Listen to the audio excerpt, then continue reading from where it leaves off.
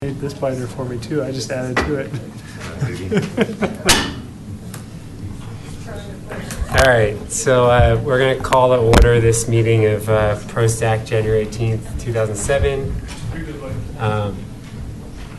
Committee member Corbett is absent this evening. Ron Summers is running late, so we do not have a quorum. We'll discuss the agenda items, but we will not be voting tonight. So we have a couple members from the public. Do you have any comment or just here to listen? I do. Okay. If you could just state like your name and address. Sure. Susan Bauer, 1770 Morrison Court, Superior. That's Saddlebrook. Okay. And I'm here for two reasons. One, long overdue, but to express my gratitude for the partnership with PROSTAC to raise funds to fully restore the Hodge and Harris Reservoir. Last month I did go before the Board of Trustees, and last week before OSAC to express the gratitude as well. We've gone through 2 seasons, and it's been an amazing addition to the community's assets. Ron Stewart, after the ribbon cutting ceremony, encouraged me to get involved with Boulder County and the monitoring of the aquatic waterfowl. And so I've been participating with Boulder County for the last year and working with folks from the Audubon and Boulder County who have been able to affirm that we have more aquatic waterfowl and diversity than anticipated as a result. And so I wanted to communicate that to you firsthand.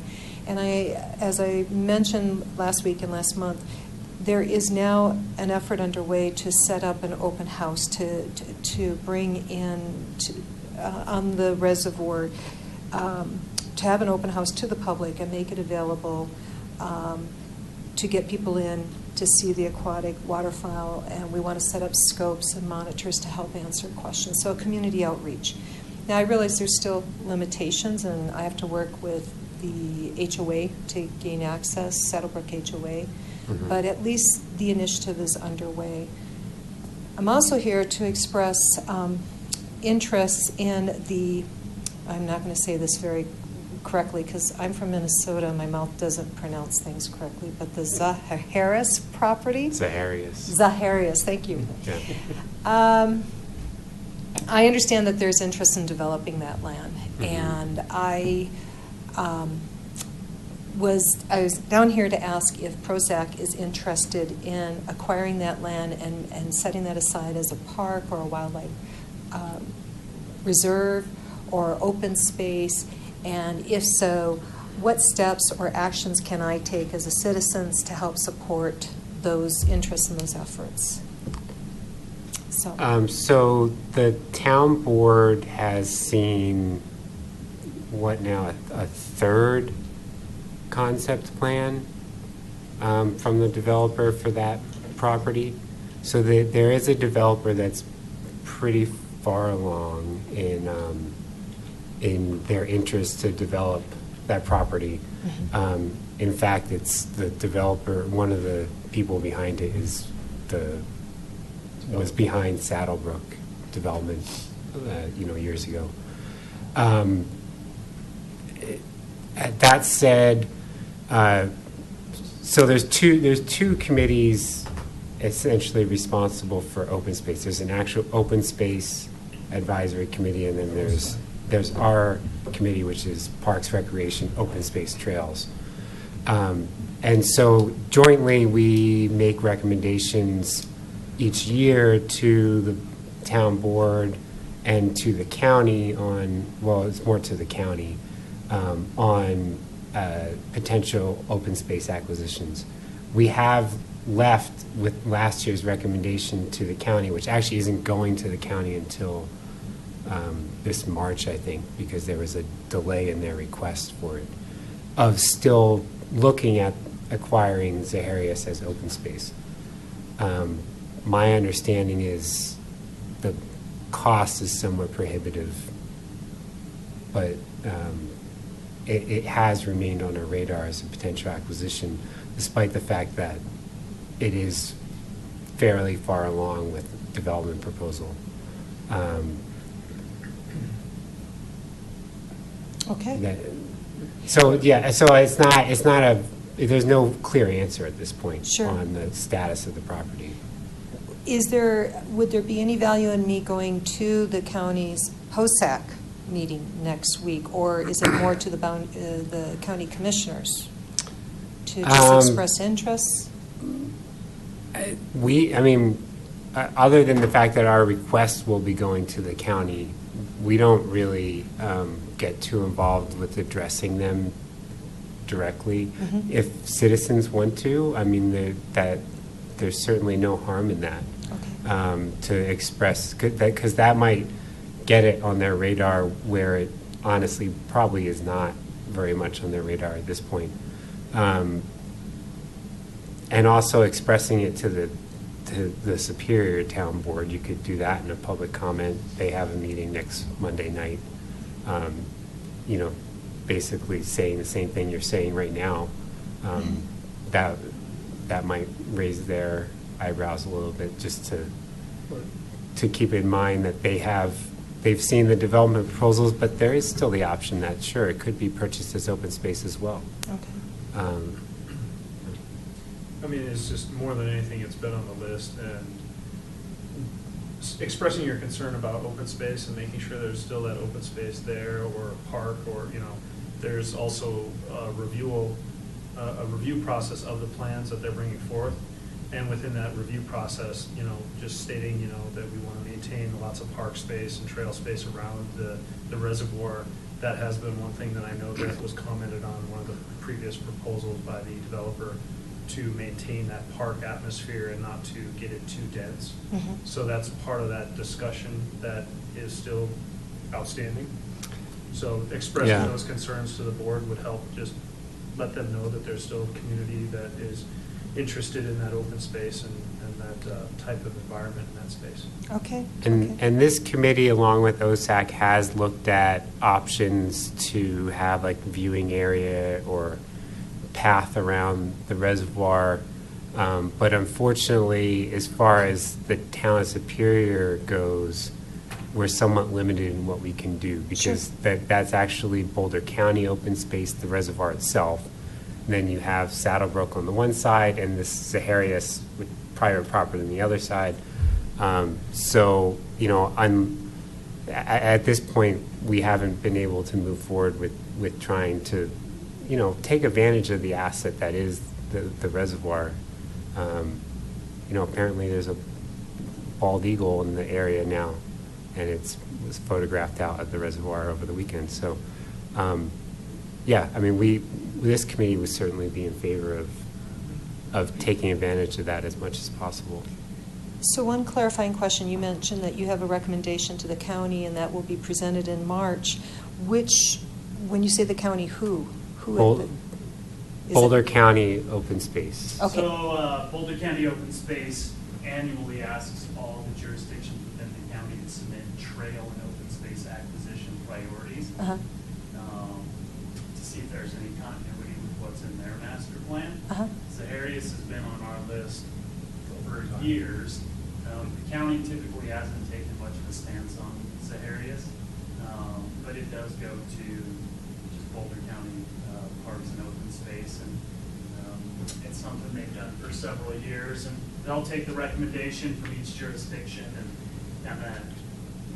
sometimes it takes a little while, but they give kind of their synopsis of, is it a priority, is it not a priority for the county?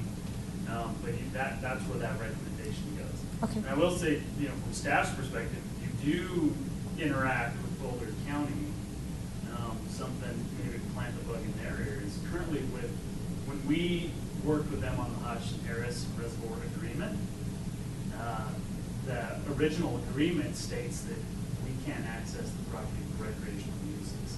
So as you're going through that process of looking at doing some of the wildlife outreach, maybe there's some opportunity to discuss from the public's perspective more opportunities to interact on the Hodgson Harris Reservoir parcel.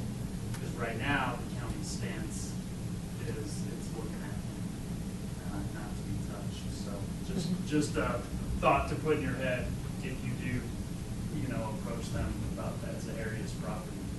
So opportunities. Yeah, because right now, we paid to restore the dam, but there's no recreational use or access. Right. And I think that's where this group and OSAC have maybe seen some opportunities with the Zaharias property, for wildlife viewing. If we're not able to actually access the reservoir per the agreement and get close to the reservoir, maybe there's opportunities through Mhm. this Zaharias property for some wildlife viewing. Right. And hence, one reason too, more is gratitude, is having that open house and to build interests about what's there, to appreciate what we have in our backyards. So, and I don't know where that goes, but at least it's a small step. So, all right, thank you. Thank you. And I would encourage you to keep the town in the loop on that open house as well, because I think you've got two really vested groups in OSAC and PROSTAC who would probably support exposing, that property's come back more than we ever could have expected. So please, keep us in the loop. It's a great opportunity. Okay, thank you. Yeah, thank you. Patrick, just a clarification, on the list that we provide to Boulder County, is it ranked? Yeah. Do you remember what the rankings were? I'd have to double check, but I actually think Zaharias maybe like Zaharias Bulljack. Level 3, right? Level 3 is always on. Level 3 Those is- three. Actually, Level 3 is probably number 1. Yeah, sorry about that. It's actually level 3 Bulljack Zaharias. And sometimes those two kind of move Bulljack's around. the But it's always triangular prioritized as our parcel top 3. south of the Colton Tribe that has the Area overlay. up by level 3, that kind of ridge line south of town, 128 being the highest priority. Hoping that doesn't get developed. Where is the other property that you mentioned? I'll actually Which one? Well, I know where level 3 is at. So Bulljack is when you're going on McCaslin, south of this roundabout at Colton. Uh-huh. On the west side, there's that little. There's like a big. Sliver on the edge. There's a little property that has it's like a trucking operation or something Yeah. on it, right? That's West Side Crane. Bulljack. West Side Crane. not West truck. West Side Yeah, Crane. Side Okay. Crane. We have a small. A lot of Is structures. that the guy who had a pig farm there years ago? Yeah. No. It's right next to that. Oh, okay. It's next to that. Yeah, on that But one. yeah, that's the location. That's right. Yeah, there's also south of that there's still a house up there, and that is actually owned by the county, Okay. Boulder County Open Space, and they let a sheriff Patrick. officer And it's right stay in that house. It's right I in think. there. Oh, it's right there. Okay, Right? that's the Bojack property. Patrick, right there? So basically, it's level 3 down here, Yeah. that whole space, that one, and then up here is the Zaharias. So the Bojack is where they have like the trucking and the house, and you're saying they're letting a sheriff stay there. So Well, the house is the house is a separate piece of property that's already owned by the county. Okay. So Bulljack property kind of sits by itself. It's surrounded by county land on either side. And so that's why it's always kind of sat on our list for acquisition. It's like, take that away and return it to open space because everything else around it is open It's space. open space, sure. Okay. That is very helpful. I don't have any other questions, thank you Okay. very much. All right, yeah, thank you. That's great. So let's move on to agenda items. Since Ron should be here in half hour or so, I think we'll skip ahead to item number 2, talk about the track H, the town center buffer, and then we'll come back to the indoor space. Have a good night. You too.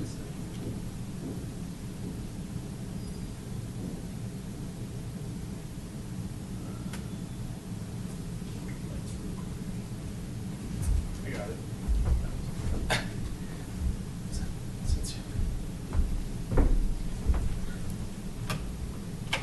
sit in his seat so we can turn off the lights for him. Yeah. I think that's probably good. That's fine, that's just to turn off.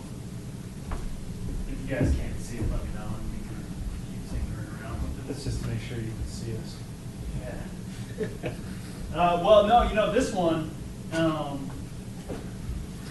so as Peter mentioned, Tract H, or as some would refer to it as the buffer, the open space buffer, in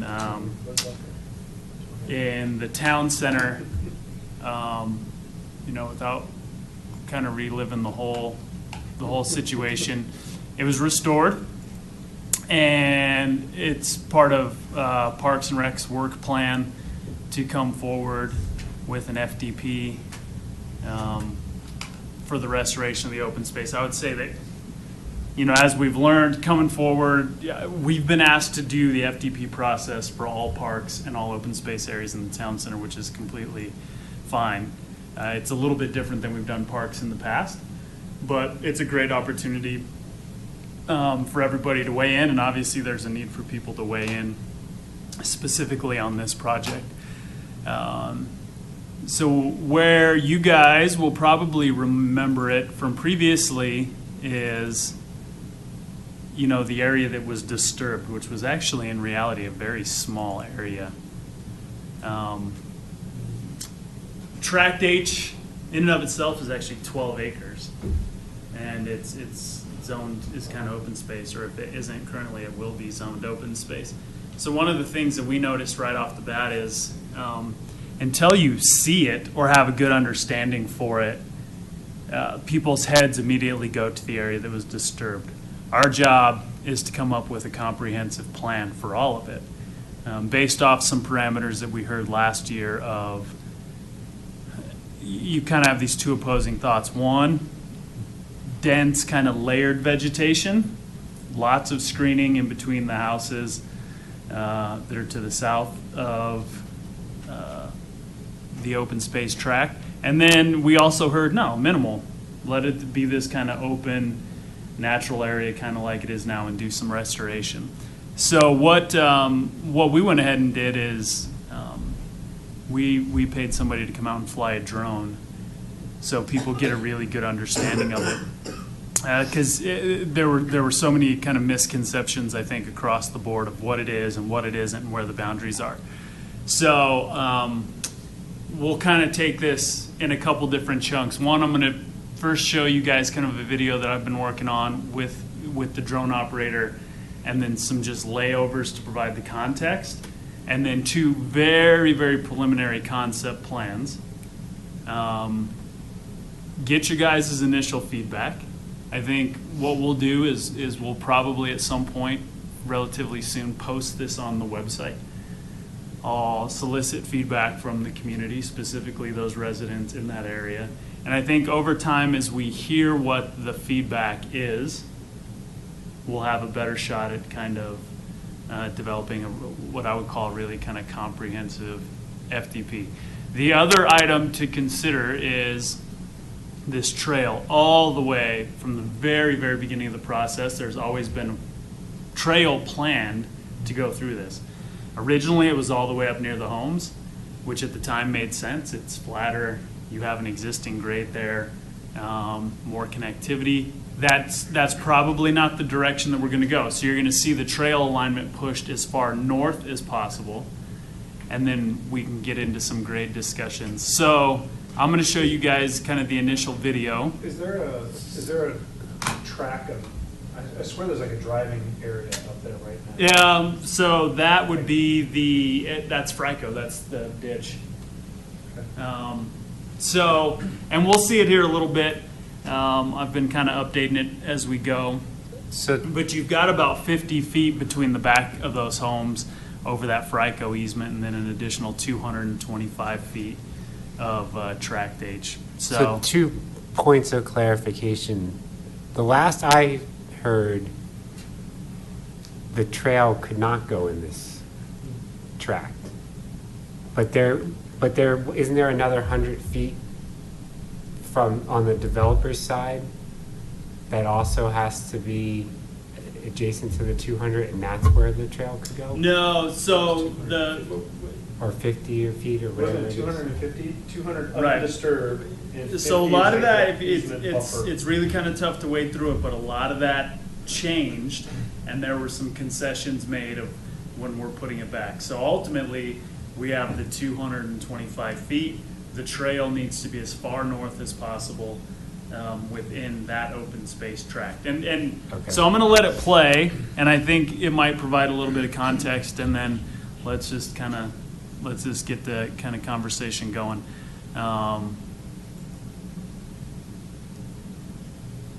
So obviously headed west. This technically is part of the track. There's the drone guy.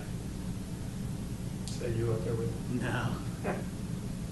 All right, so you can kind of see what the magnitude of it is. It's a little more than 12 acres. It's not just the disturbed area, which is over there in the white. That was the reestablished area? Correct. You can see that that's block 26 and future block streets 10 and 11. Coming up, this would be the Discovery property.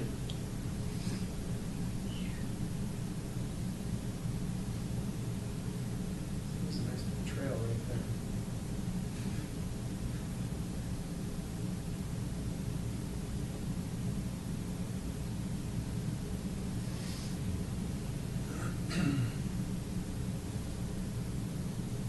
And you can obviously see kind of middle of the screen, we have some significant grade issues at that farthest northern edge. To consider, there's existing drainage easements in there, and then obviously there's some, what we would consider not the best open space vegetation, but there is healthy unirrigated native grass in there. So, when you say, I mean, I thought it was open space, undisturbed, but now you're saying you're gonna put in vegetation, so you're basically making it a park, you're gonna plant the whole area. I think that's what's up for discussion. Well, I it's think something- it'll be open space, but it could be native mowed, native irrigated, it could remain unirrigated. Well, I'm just thinking of the park that just went through at K-8, and that's about 12 acres. Correct. And the price of that, and it was just a small amount of grass, and then there would still be native grasses around it.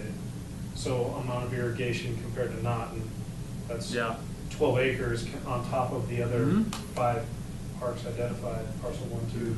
So that's the other point of clarity I wanted, was when this committee's talked about this before, I think we've taken the stance of the more minimal Mm-hmm. open space, similar to other areas like, you know, the stretch along Colton behind the houses on the south side, where it's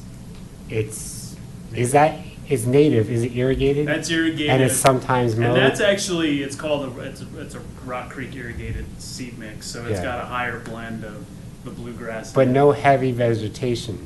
Whereas there's some residents, and I know even one trustee, that has this idea that there was some promise that there's going to be basically like a visual barrier put up, Right. like trees and bushes, like heavy vegetation to screen the town center development from the Rock Creek homes. And that, I don't really know where that comes from, but that's not an obligation, correct? None of it's Of an the obligation. agreement. Mm. So let's kind of play through it a little bit, because I think when we get right to the kind of concepts, but those are both kind of valid discussion points. So we've got about a 10-foot elevation gain in a really short distance, and that comes into play here. Is that developable property at the flat spot, like right at that Correct. ridge? That's block At the 26, bottom of lot the 2. screen, so they can develop right up to that line? Correct. Yeah, that makes it really hard to put a bike path. or Well, I mean, trail. can we put the trail at the top of the slope, or? Right. So okay. There's probably an easement or a It setback. can be a lot, but it can't have anything on it. Correct. Correct. But the bottom of that will be that's their lots. I have a question. If we put this trail in, are we gonna get the people that live on that side of those $1 million homes in the gated communities' opinion and ask them if they'd like a trail behind their house? Their opinion matters Yeah. because they live there. I mean, just like Patrick said, this will go on the website seeking public How comment. about we go door to door or send a flyer out instead of a website? We might have a public engagement meeting in which they would be noticed. All right, We so I mean, we haven't gotten that far in The previous direction from the board, and you guys are, it's good because we're starting to kind of jump ahead here. The direction's already been given that trail needs to be as far north as possible. It's not going to be behind the homes. Yeah. The two plans that we were asked to come forward with were minimal and screened. So the purpose of this is maybe to give you a little bit of the parameters of what the board has asked us to put together.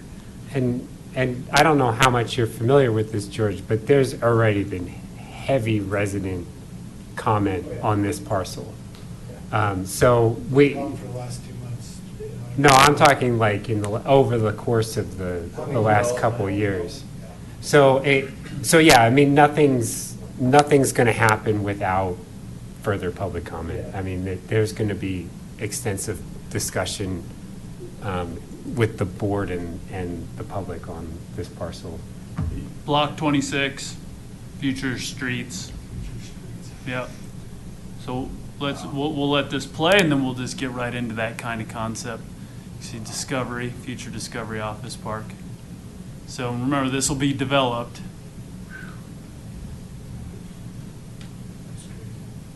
Yeah. Is that still going to be developed with the concept plan that was seen in the past, or is that just going to pretty much go back to? No, I think The it's kind drawing of back to board. the drawing board. Okay. All right, so initial concept plan, option 1, a little bit more screened, right? So trail right at the toe of the slope. So if you vision this is kind of that slope we saw a little bit further back.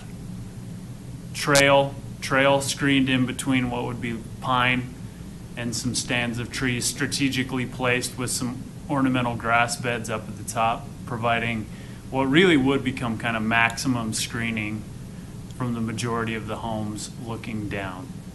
Kind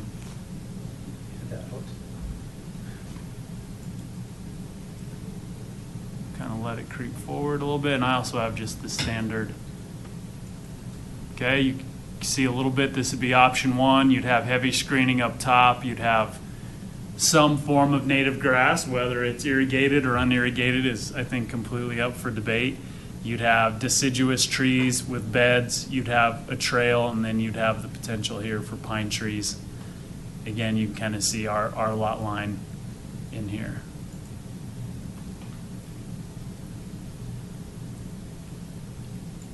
Okay, now a much more minimalistic approach, still providing screening, not the heavy vegetation around the tree stands. You'd maybe have clusters of trees. You would still keep the pine trees down at the bottom for a couple of reasons. You know, that trail is elevated about 10 feet. So even with the setback requirements on that block, you'd have a trail user looking mid-height, I'm assuming, at some kind of building, and vice versa. But you could see no real, beds at the top, none of the cluster beds kind of around the trees, much more minimal, kind of keeping everything open.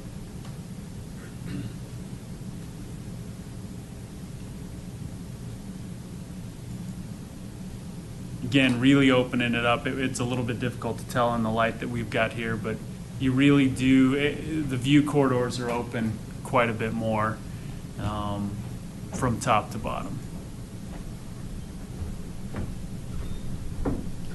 And you can see just some kind of elevation. Again, here's kind of the toe of that hill, lot 26. You would kind of see, generally you'd have the trail offset a little bit.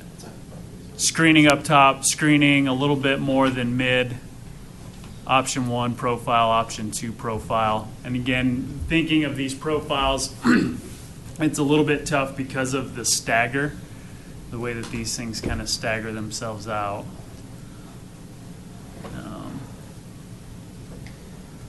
When you look at that profile, it's a little bit tough to visualize, but visualize you'll have some sections where the pine trees and the deciduous trees are next to each other.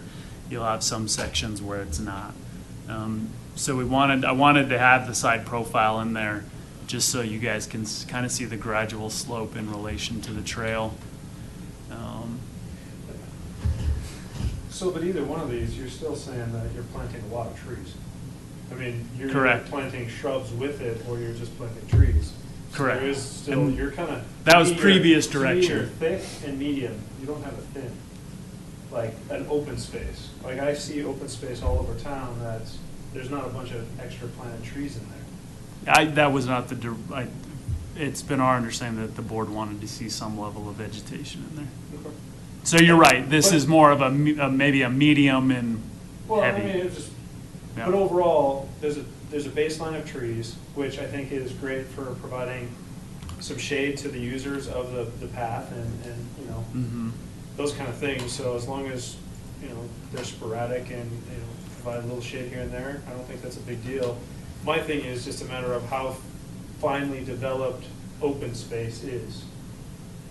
Because, you know, I know that, yeah, we can plant a tree in open space, but is that come in and irrigate it all, or is it just, you know, there's a certain amount of irrigation from the edges that gets a certain distance? If we plant trees, there's gonna have to be a drip line. Mhm. We have to put some type of Exactly, irrigation, 'cause because they drip don't lines want for to trees. I mean, you know, unless you get a really, really native tree to Colorado, like a Douglas fir or something, or something ponderous, might be something that's kind of, can handle this type of winters, I mean, most trees in the developed open space in town are not irrigated, correct? It's only, they would only be getting irrigation Those aren't. from drip like the lines. grass irrigation. They were during establishment. And the difference here is this is a drainage. It's a drainage These have, so this is kind of our standard go-to when we explain irrigated mode native. Now, this is actually a native seed. If we were to let this grow, it would turn into this.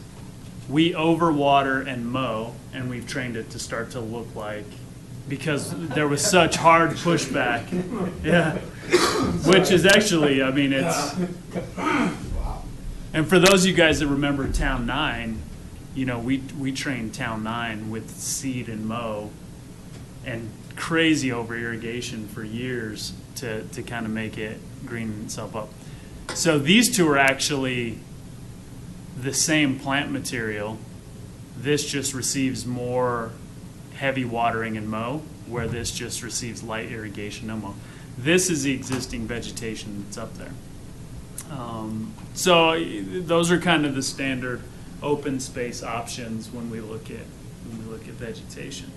The disturbed area,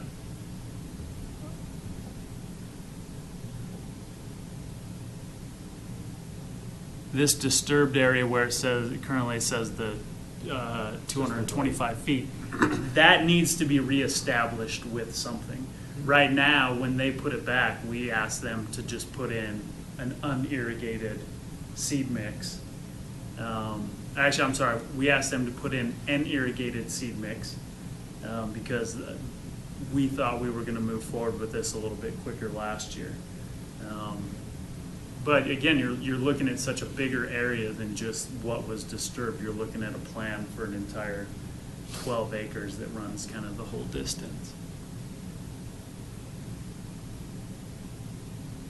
And these, you guys are probably pretty familiar with these images, but these are some of those, you know, we referred a lot to these images when we were doing the El Dorado Park, where you have these areas of maybe manicured versus native with the trails kind of going through. So, very preliminary. Currently, I think it's scheduled to go to the board, you know, sometime in February.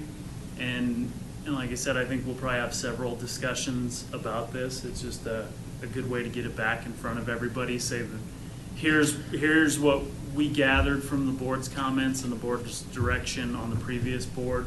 Here's a swing at it. Let's start the discussions, see where it goes. So, thoughts? I guess I'm on a roll. I'll just keep asking questions. So one of the other questions I would have is, how much of this in preparation for a presentation or in for, just what it's going to be, how much would be mowed and how much would be unmowed? I mean, because usually along paths, there's a 10-foot, 5-foot swath adjacent to the path, but the rest of that's unmowed. And I guess what I'm used to is I view that as open space. I think if the trained park or Yeah. really green to me is there's a higher level of operation and maintenance to maintain that, as well as irrigation, and it becomes more of a play surface and a park type space than an open space that's untouched. Yeah, no, great. It's a great point. I think if the committees and the public were to come back and say, we want true native unirrigated, it probably, the maintenance would be minimal. Right. If the board and the committees and the public comes back and says, our preference really is that it's pretty green and it looked park-like, then the 12 acres would get mowed and we'd have a maintenance plan for it. So I think those are kind of the discussion points. None of this, that's the debate. So none of it's been decided. So, I mean, personally, I favor option 2, light irrigation, unmowed with the exception of maybe the sides of the path. But I'm really curious to hear the resident feedback on option 1, because as much as the screening, like the, taller the trees and the more screening would create that kind of visual barrier between town center and Rock Creek, it's also potentially blocking views for the Rock Creek residents looking north and northwest towards the Flatirons.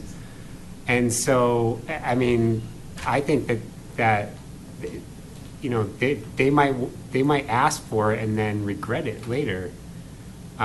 So I can't see favoring option 1 unless there's just an overwhelming amount of feedback from the residents that that's what they want. But from a standpoint of my opinion, looking out for those residents, I can't see promoting that level of screening. I also can't see heavily irrigating and maintaining the property when it's supposed to be open space. I mean, at the most, it would be that Colton example. But I can't see doing anything more than that. But even doing that, I think, is a little bit more than what's really been asked for at this point, and still referring it as open space. Patrick, is this in the budget for town money, or is this developed money? No, this is open space. Open space money? Yeah. Okay. Yep. So would we go with crusher fines? Would we go with concrete? What would we go with for a trail? Just based off this board. Budgeted wise. Well, right now there's, I would say concrete 8 foot wide. I'd be okay with that, absolutely. Yeah, 8 foot wide 8 concrete. foot wide, absolutely. Keeping it consistent with any new trails that are really being built, we're almost requiring that that's the standard now. It seems like the maintenance is a lot higher on the crusher fines, so you can't plow it. So, yeah. That's, Earlier upfront cost, but on the other hand, yep. overall, it's much durable, Absolutely. better pavement. And then you have concrete that cracks, so you gotta cut it out and replace it, and that's about it. Yeah. Job security for the working class. Yeah, I think it's a great discussion, but yeah, I have lots of questions about open space, the definition of open space. Well, I think now's the time to, or as this evolves, that's really the discussion is, there's a characteristic piece of what that is, and I think that the board will appreciate that level of feedback. Yeah. So I totally appreciate where you're coming from. I just feel that with all the developed land here and the new parks, that this space being open space and being in that natural unmowed buffer and having a path within it and some buffering of trees, it creates a nice space and a gap between the people that have been there forever and the new development that's going on next door. And there's plenty of other parkland within the development that will be mowed and maintained and can be used for recreation. And this is a outdoor recreation path through a nice outdoor space. So, either one. Before they tore it up, what was it supposed to be? Was there Open any plan in space. place? I mean, had it not been torn up? Well, I remember when I first started here, at one point, we were gonna put soccer fields up. No, I know that, but once that was killed, immediately killed. It was an open space buffer. Just open space. Right. So There It's an was- open space Yeah. buffer. There was Just always open going to have to space. be Open some space. type of landscape Well, plan. I like know, this. but I didn't. I mean, Yeah, thought- no, I you're thought right, Ron. If they hadn't destroyed it, you were just going to lay a path through it, and whatever's there is there. I didn't think there was going to be. You know, I don't know that it ever evolved far. that far, because from staff's perspective, you know, when we looked at those very early documents, you clearly saw like a circle tree here, a circle tree there. So I think at the very minimum, we assumed that there would be some level of planting out there to supplement the trees that are out there now. They're not great trees, but once we kind of squashed that active park area, I think It was generally the thought meant to was be more open- minimal. yeah, minimal, right. More Yeah. minimal, and then I think as the discussion evolved, you started to see, well, there was another contingent out there that was interested in more manicured. Yeah. But I think you're right. And I'll be It was very open curious space. to see how the board handles this as far as the developer goes, because that wasn't even supposed to be touched. Right. Well, And they screwed up, and somebody got a little crazy, right, with the Tonka trucks, right? Yeah, well, Plowed it under, right? and when they put it back, I mean, if there is any silver lining whatsoever, is we gained 12 acres of open space. Yeah. And I think to your point, Corey, if we gain 12 acres of open space, what kind of open space are we talking about? And that leads into all kinds of other discussions about, kind of like what we talked about, what's a developed open space and what's a native open space. You know, what's a Coyote Ridge open space compared to this open space? This could easily be like a fire station park. You know, it's open space, there's lots of, you know, native grasses, but all of a sudden there's a little playground in there with a mowed area for playing in the back, and you're like, well, now you just developed a park instead of an open space. Correct. So that's where I'm questioning. Well, I mean, Great dialogue. we can't make a motion on it, but I kind of getting the consensus that we favor the more minimal option 2, so. Yeah. That's what should probably be captured in the meeting notes, is that's where we're leaning. Yeah. Yeah, no, I think all very valid feedback, because we're at the very early stages. If you remember back to some of the park discussions, you know, those very first year where you're almost conceptually drawing a bubble diagram, you know, this is probably gonna take several conversations, so. Anything else? You guys want to see any other images here? Ron, I was telling the group here, we're going to post this online. We had a drone come out and fly it, because it's hard to kind of wrap your head around what it is, because the thought is initially to go to what's disturbed, but there's a lot more than what's disturbed. I was So- wondering how you got those pictures. Yeah. Answered that, thanks. $225, man, to have a guy fly it for half hour. So we'll post it online. We'll post it online. $1 a We're gonna notify the community. We'll send letters to the homeowners up there, and Drop it by drone. yeah. I noticed there's a 50-foot dimension on the far right. Uh-huh. Is that That's the the- trail that's up there? Yeah, it's the FICA ditch. The Frico easement. easement. Not a trail. Well, You're correct. You look at it, it looks like a truck drives down it. It does. Sometimes. Yeah, I'm sure the So, rider uses it. just ask it. Yeah. Yep, But you're that's not- it. You're not There's supposed a to 2-foot touch pipe, it. 24 to 28-inch pipe underneath that road. Yeah. Which actually will come into play, because that's how, for us to pull irrigation, if we do this prior to the majority of the development of STC, we'll need to work with FRICO to, how deep is it? 12 feet? So I don't 2 know. feet around, and it takes a full 2 weeks to drain. Yeah. You shut the head gate off, you shut the valve off. So we it's have, 2 weeks. there will be some complexities of pulling irrigation to it. If Discovery was further along, or Townsend was further along, you could But pull that irrigation. is from the bottom. just, that's not pumped water, that's just ditch water. At that time, there's a ditch there that was 12 feet deep by 16 to 18 feet wide. But those plans that you just showed us, that 50-foot was part of that plan. Yeah. Well, this is showing that it exists. It's not That town one, property. right, You can see that, Oh, it's you can't see adjacent it, to there's it. 50, it's 150 to the trail, okay. 225, So that trail's still not touched, or that ditch. correct. Easement, conservation, Just checking. Yeah. you know, you'd be surprised that Franco might People make use the it. town of Superior by conservation easement. We will, yeah. So, That's probably be pretty expensive, especially on your own water. It's called community trail. so, cool. You know, it'd be surprising. Thank God the ditch boss is so laid back, because if he wasn't, he'd be up there, he'd be putting fences up there for nobody to get on that or touch that. It could be nasty. All right, so let's move on. We'll circle back to item number 1, the indoor space survey.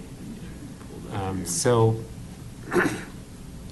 the survey was done almost 2 years ago, year and a half ago. Nothing really happened with it past the initial review of the results. So what we're doing now is, since we've kind of further along the discussion of a potential rec center, and we're gonna hopefully work towards making a recommendation to the board on whether or not we think that there should be a rec center and there should be a ballot initiative for a rec center. We're coming back to look at the indoor space survey results. I sent out the PowerPoint, so I don't know if anyone had a chance to look at it. Patrick, you can pull it up, right?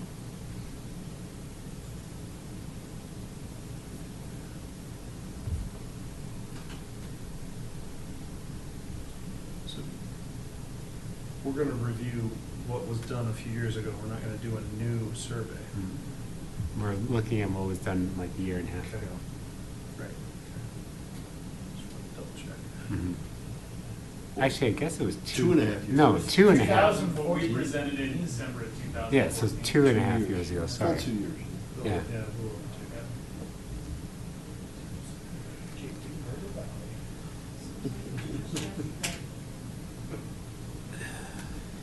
So, here, you want me to scroll through this? Because we don't need to look at the whole thing, really. Yeah, this is. I'll just kind of point out some of the, You hit the highlights. Highlight it. And then just so the group knows, we posted the full survey results so, and the open-ended it's, comments on I the mean, page. we can spend time looking at demographics, but I don't think that's really that necessary right now. You know, this is basically just showing that what we currently have, what people feel is meeting their needs. You'll see that, you know, the outdoor amenities, for the most part, are meeting everyone's needs, but it's the indoor amenities, library, meeting facilities, the a pool and rec center facilities obviously essentially don't exist in town. So those are not currently meeting needs. Looking at the priorities that people said, what are their highest priorities to be added or improved in Superior? The top 3 are clearly the indoor amenities. So indoor rec center facilities, indoor aquatic facilities, and library. And then meeting facility would be the other item that's indoor on this survey, that falls lower down. When you look at the amenities versus, their priorities from the survey for amenities versus what the respondents would spend money on, it's almost in perfect alignment. So they're saying that, if you asked us to allocate money, we would say indoor rec facilities, indoor aquatic facilities, and library. Location was pretty much indifferent between whether people had a preference or whether it's in Town Center, Rock Creek, or another location. Looking at potential partnership with Louisville, the overwhelming majority said that they do favor a partnership with Louisville, but when it actually comes down to it, a slight majority said that regardless of a partnership, they'd like to still see indoor facilities within Superior. So that's a little bit split, but there's still a 53% said that they would like to see a facility in Superior. When you look at how much, there was the theoretical $100, and then how would you allocate that towards facilities, and the response was that they would put the larger share on indoor facilities over outdoor.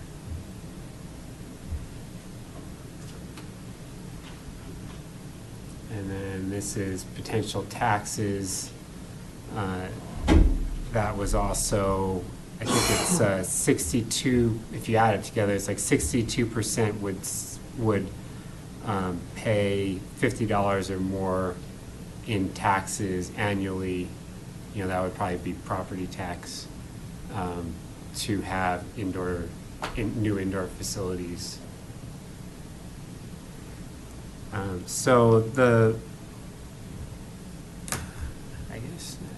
I thought the library was more in here. So This was a different one than the one you sent. yeah, this is different than the This one I one's the sent. September one, and you sent us the. So You want me to pull it up, Peter?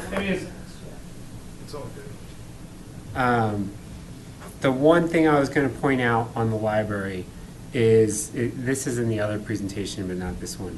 So basically, library falls as like the third priority.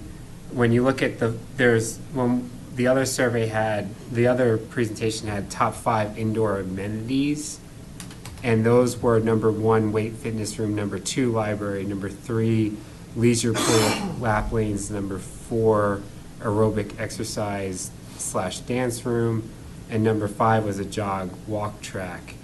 However, when you actually got down to it, despite there being that desire for a library,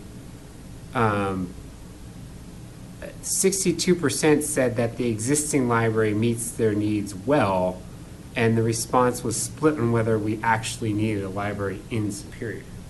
So that, as much as the survey is very consistent on basically the priorities, indoor amenities, including library, when it actually comes down to it, people were very split on whether or not we actually needed to spend money on a library in Superior, or whether the existing agreement with Louisville was sufficient. So based on that, I would say our concerns should not really involve library. Library is very much a discussion topic that's going to come up with the civic space in Town Center. And so if we're talking about a separate rec center, separate from the civic space in Town Center, we should focus our discussion more on the recreation amenities and not the library. We're not throwing away the library, it's just a separate, I think the library is a separate discussion. In many ways, I feel like having so much of this indoor space survey dedicated towards library was almost a distraction from what we were really getting at, which was the recreation amenities. And so it's good information on the library, but it's a separate discussion. So any thoughts or questions? Yeah, I think the one thing I took out about the library is 70 or 62% are satisfied. Over 70% don't feel there's a need for it. And then 53% flat out said we don't need one on Yeah. the survey. So, and the other thing I got was there's just no will to pay for an indoor rec center off the survey. You can't buy a whole lot with $50. Well, that's the problem, is we have the information that says the majority would spend $50 or more, but we don't actually know But what it's it actually- would cost. If we wanted to build, say, a $30 million rec center, what does that actually equate to per resident in property tax? We Well, don't know that. No, and I think that at the time, the two options on the table, just conceptually that we talked about in this group is it a sales tax, is it a property tax, is it a combination of the two plus fees? So I think when you're talking about property taxes, there's probably no interest at all.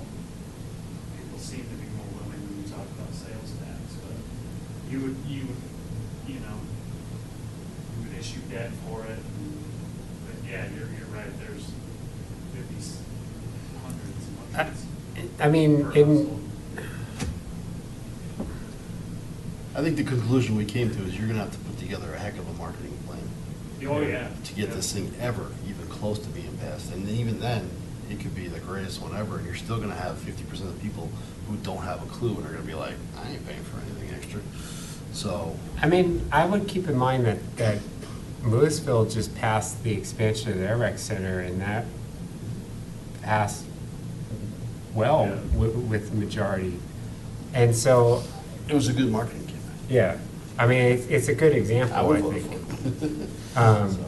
But in reality, wouldn't this probably require something like a property tax to pay for the capital cost and a sales tax to pay for some of the maintenance? Because it wouldn't, memberships and usage fees alone would not pay for the operations budget. So you would probably be talking about an initiative that would have some combination of property and sales tax, right? Yeah, and I know that that's what was discussed, previously. I think, where this one kind of started to get a little bit off is, right as we wrap this up is when the Impact Sports Partnership proposal came on, and then the information was taken to justify or not justify that relationship. And then myself, Sandy, Jim Payne, Peter, Chris Cares, who put the survey together, and Chris Stravinsky, for the board's request, tried to dig down into it deeper. And it's kind of Peter's point earlier, once you put in library and outdoor space, it kind of fragmented. So we never really took it much past that. I think this, this kind of a little bit of a background. This last board budgeted $50,000 in the budget to do some kind of further community engagement on this topic. Yeah, so looking at the survey, I don't see any question that there's an interest here for a rec center and the rec center amenities. The question is, and what would possibly need to be done with, with that budgeted money for this year, is further study of how much would people really be willing to pay for it, and just putting together language, focus grouping, a ballot question, that type of detailed analysis to get to the point where we could determine whether or not it could actually be moved forward as a ballot initiative. but If there's, I Well, I remember, mean- if I remember correctly, we're already, this is gonna have to be 2018. We've already missed the concept. Well, it's tight, but no, I mean, yeah, it could still we be would- done We would have to, I this think year. that that's actually part of the discussion. You know, I always hate using the word placeholder in the budget. Right. But, you know, there was then the topics of swimming pool, and is it a swimming facility, or is it community space? So, I think if we were to do something in 17. It has to be done now. We would need to mobilize Yeah. now. Well, yeah, and- start to make thoughts of whether it's Green Play or somebody else, getting somebody under a contract, take the contract to the board and say, let's. The reason Louisville, I think, passed was because they had, they didn't, they're not saying they're building a new facility, right? Right. They're So just already- adding. They already have, and that was part of the reason it passed, because they didn't go back to the town of Louisville and say, hey, look, we're dumping the Louisville Rec Center, we're building a brand-new one, it's gonna cost this much, and. they're Well, like- except they are spending almost enough to build a whole new. But I go back and say, all the data that we've received says that people want it. Everyone you talk to says you want it. I mean, our recommendation should be that we want to try and figure out how we could achieve it and what we could achieve. And figure out if that fits in a budget somehow and what that budget would be. But is there a way for us to continue to look at the analysis and data and come up with, I know BRS gave us those diagrams like a year ago that said, here's a level with a pool, here's without a pool, here's with a full gymnasium, and there's a different levels, and no matter what we do, there's a price point throughout. That actually predates the survey. That was the case. Really? The VRS information was the first step. And now, I've reminded, I try to remind people frequently, Louisville used Greenplay and VRS and Chris Kershmar RC. So the path that Louisville took was originally the path that we were on. The path kind of started this winter. Well, And- town center changed. the Town whole thing. center and impact, but yeah, so Yeah, too many But distractions. also, there was the community engagement hosted by VRS to kind of vision out these facilities. We had the small group, the medium group, the large group, lots of public engagement. We started to kind of get some good feedback there. PROSTAC came back to the board and said, hey, we think a next step is necessary. Let's go on with this survey. And then it just kind of. well, and I guess my big issue is the fact that the town of Superior, there's a lot of communities in the area with recreation facilities. And the town of Superior and the residents have stated through community feedback and these, that there is a need and a want, and therefore, a lot of people right now are going over to Louisville, and Louisville has a rate for Superior residents over there. And you're either going there or you're going down the street to Broomfield. So people are going elsewhere because we don't have it. Yeah. Well, and so I haven't gone back to the full survey because it's not in the summary and it's not in the presentation, but there is a question in the survey that kind of addresses this. Essentially, it's something like 85% of respondents said that they currently use a indoor rec center facility, whether it be YMCA, Lakeshore, Louisville, whatever. Right. But despite the fact that the majority of residents are using another facility, there was a question that essentially said, would you use a facility in Superior if it were built? Majority said yes. So what you can basically infer from that is a lot of the people in residents in Superior that are currently paying to go to Louisville, paying to go to Lakeshore, if we actually had a facility with a resident rate in town, they would come leave those current facilities and come to the facility in town. Right. So again, kind of supports the desire for it. So the question is willingness to pay, willingness to actually pass a ballot initiative. But I mean, from our point, wouldn't it be that we need to look through the data and say, this is what we feel is what most people are looking for, and be able to come with a proposal?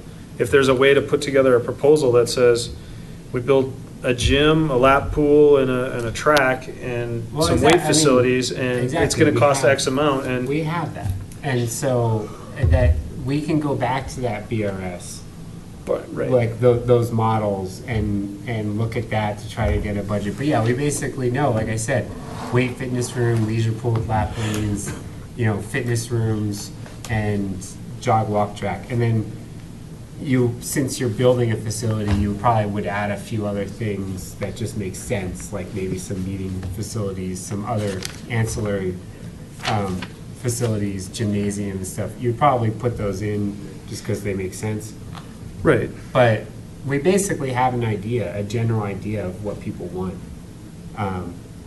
To kind of answer Ron's question of whether this is this year or next year, so we have the PROSTAC dinner with the board next Monday evening.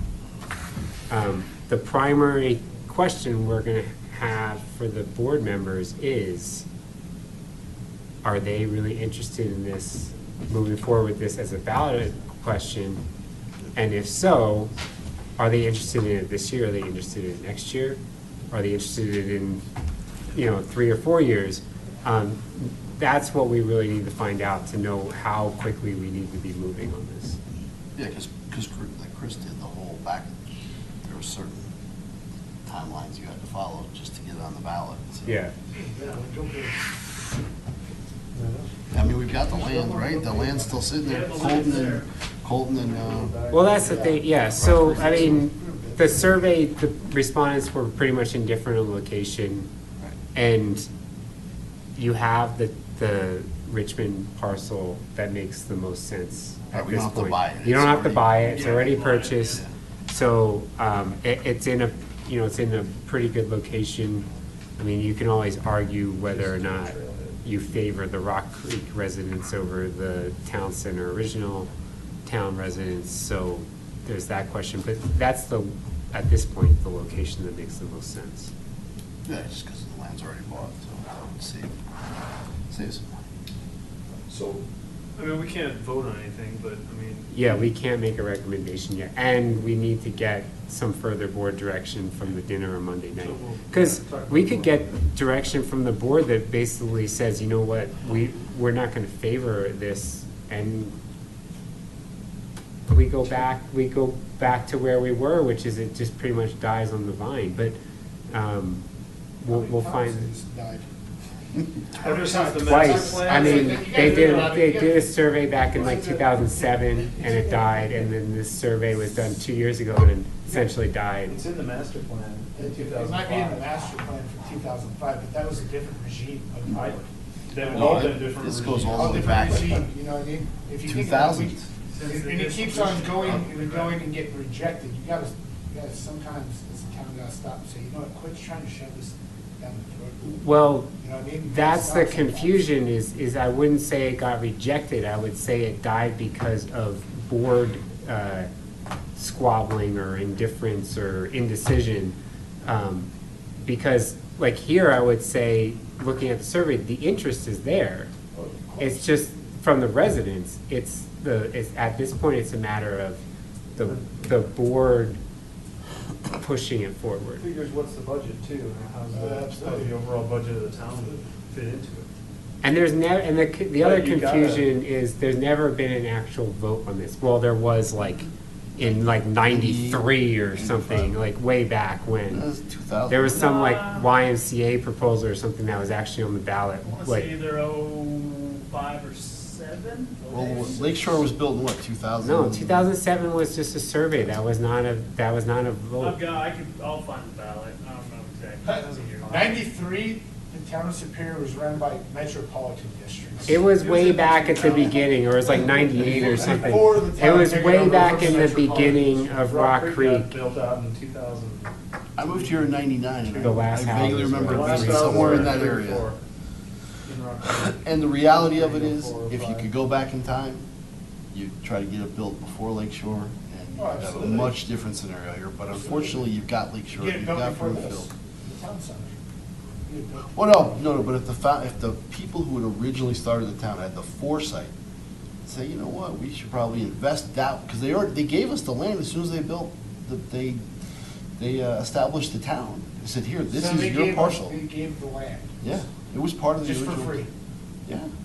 for free. So It's not that simple, but It was it basic. was part, Somebody got paid. it was part of like Somebody a, got some money. it Somebody was got part some of some money, somebody got trade, and then we did end up Treaty actually trade. buying It it. was just like them buying doing it the back pool, or building the pool, all Yeah. part of the, it was all part of the, yeah. Lie to your friends, I'll lie to mine, let's not lie to each other. I mean, Richmond fit the bill for a lot of that. Oh, it was all Part part, of it. Yeah, they also had the fox in the hen house too. yeah, all part of the millions they made, billions they made, so whatever. That being said, it's irrelevant because we're going forward and we don't have a rec center, and I go to all these things and I talk to a lot of people, and at the end of the day, everybody wants one as long as they don't have to pay for it. But yeah, I mean, Erie's a good example of they built the rec center when they were still very small, and now they've basically grown to the size where they're outgrowing the rec center that they have. Same with Louisville, that's why they're at 9, because they've outgrown it. Yeah. And it's interesting because we, at the staff level, Louisville's already saying that this will meet current need, Yeah. but They'll does still nothing outgrow to it. address future needs. So you'll open it at capacity. Yeah. So it addressed what the issue is now and doesn't address future, which is, always an issue. It's hard to kind of predict. Well, that's the one thing we at least know, is we pretty much know the limits of our population growth. Whereas, Louisville, they're pretty much reaching it at this point, but at the same time, they're getting denser with the developments they have left. And Erie's just, they have no end in sight at this point with their growth. So that's our one advantage, Yeah. is we pretty much know what the limit of our growth is. And you're right. So, all right, well, yeah, we can't make a recommendation on it. So this will be a primary discussion point with the board at the dinner on Monday. So we'll go from there. All right, item number 3, project teams. We're light on members, so I don't really see us assigning project teams. But Any members been brought on yet, or are we still? the board's set to make appointments on Monday. We'll talk about this actually in a couple more minutes about the committee. But as I see it, there's basically 3, maybe 4 project teams that I think that we can look at for the year. So it's just if everyone can think about whether they have any interest in it. The first one would be, if we are going to move forward with a rec center, we'll probably need a project team that's dedicated to that. Another one would be, we've talked about having some type of emphasis on mountain bike trails and like a kind of a mountain bike alliance. We should think about whether we actually want to identify that as a project team to look at that further. We've kind of kicked this can around for like a year or 2 at this point and haven't actually done anything with it. A third one would be just kind of trail maintenance. Like we had on the National Day of Service, we did the Coyote Ridge. We could probably do more just on Coyote Ridge, but we could do more on all the trails. So do we want to actually get a group together, and this would probably be in coordination with OSAC, of people, committee members looking just at maybe doing more volunteer days and working with staff to try to organize and plan those, just to at least maybe go back to Coyote Ridge in the spring and kind of finish up of what we started up there. We just didn't have enough time in the day, kind of thing, to get to the whole trail. But I think that would be a good team. And then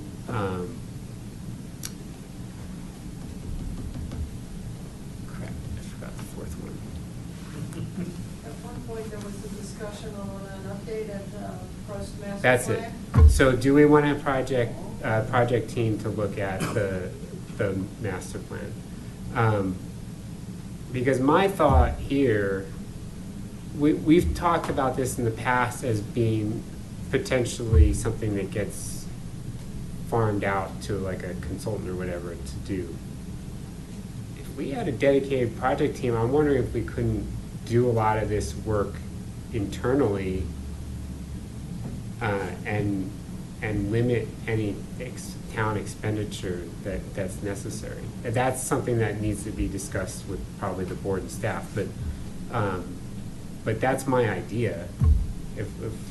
If we got, even just one or two of us to really sit down and basically look at the original one and pull out everything that's been done and update with the, amending priorities that we have currently and just basically do an amendment of the existing plan, I think that could be done without really throwing money at it. There are certain things in there that would take a little bit, but you could clean up and understand a nice clean what's been done and what hasn't been done. Yeah. What's still out At the there. very least, I think we could do some of that initial work ourselves before farming it out. Right. So those are the four. So if we want to think about it, we'll come back to it probably next month when we have more people here to actually assign some of these things. But yeah, if everyone could think about whether they have any interest in being on any of those, that would be great. But yeah, the master plan though, just for that one, I think that, we could do a portion, but if you look at the overall master plan, there's definitely a lot more in depth about even structure of the committees and how the committees are set up, so it's more overarching of all the committees. And there's certain pieces of the master plan about development and trails and parks and things like that that we could definitely delve into and clean up and make sure, what's left on there. Mm-hmm. But, when you delve into some of the other parts, it gets pretty kind of outside our scope, if you will, outside of our committee. But it's something that I feel should be done and looked at from an overall perspective. So, yeah. Okay. Sounds great. When we get more members and get more direction from the board on how to move forward, I think it's a possibility. Okay. And then so talking about the committee a little bit more. So the board is set to make, I guess they have 5 candidates, we have 4 open seats. So they're set on Monday night to make appointments for the 4.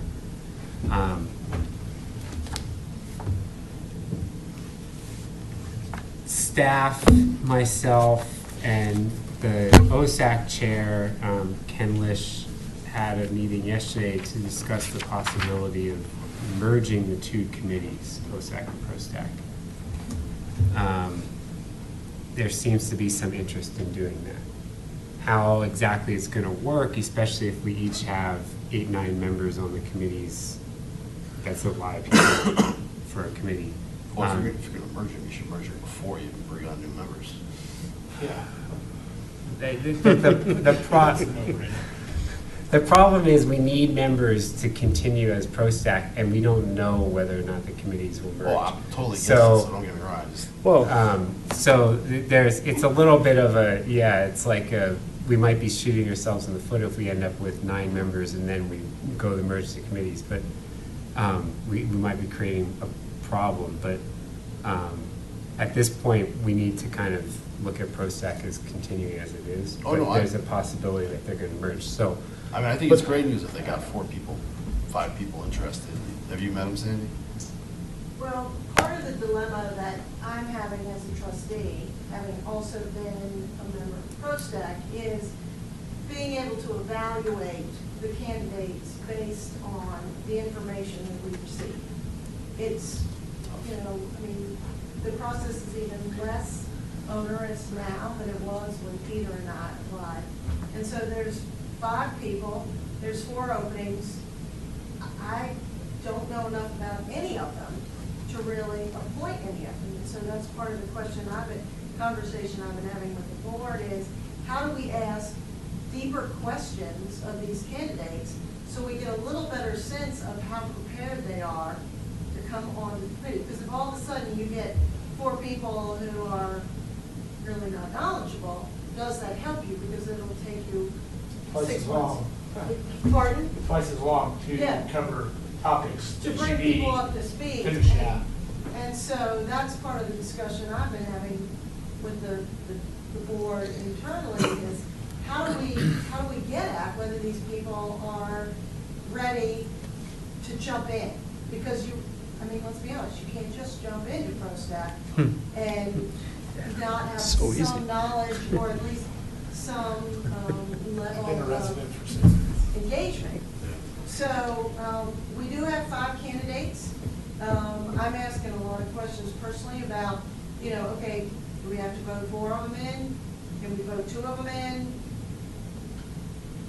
Now the one thing that we have been able to advance is that the candidates, we notified the chairs of the committees and are asking them to provide any feedback they may have.